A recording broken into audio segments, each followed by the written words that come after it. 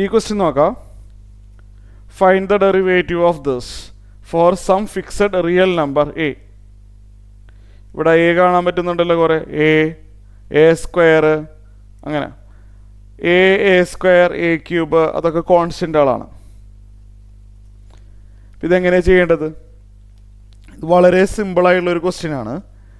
y equal to X raise to n plus A into X raise to n minus 1 plus A square into X raise to n minus 2 etcetera A raise to n minus 1 X plus A raise to n.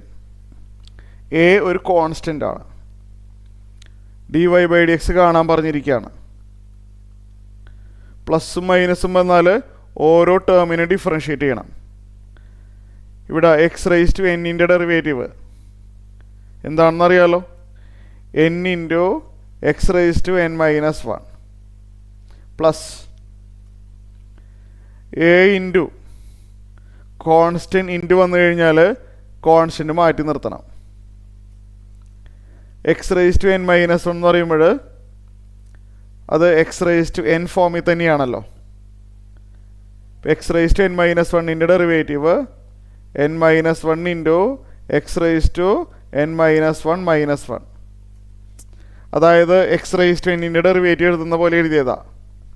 X raise to n വരുമ്പോൾ n into X raise to n minus 1 എഴുതുന്നില്ലേ, അതേപോലെ ഇവിടെ വരുമ്പോൾ n minus 1 into X raise to n minus 1 minus 1. അടുത്തതിൽ a square ഒരു constant ആണ്, മാറ്റി നിർത്താം. X raise to n minus 2ൻ്റെ derivative n minus 2 into X raise to n minus 2 minus 1. അതായത് n into X raise to n minus 1 എഴുതുന്ന പോലെ എഴുതി. ഇതിങ്ങനെ എക്സിട്രേ വരുന്നുണ്ടല്ലേ. കുറേ കഴിഞ്ഞിട്ട് a raise to n minus 1 into x. അതിൽ ആ a raise to n minus 1 ഒരു കോൺസ്റ്റൻ്റ് ആണ്.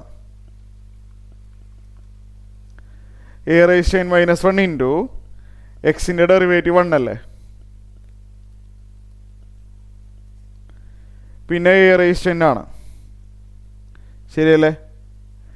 എ റൈസ് ടു n ഒരു കോൺസ്റ്റൻ്റ് ആണ്, ശരിയാണോ? എ റൈസ് ടു n ഒരു കോൺസ്റ്റൻ്റ് ആണ്, ഡെറിവേറ്റീവ് 0,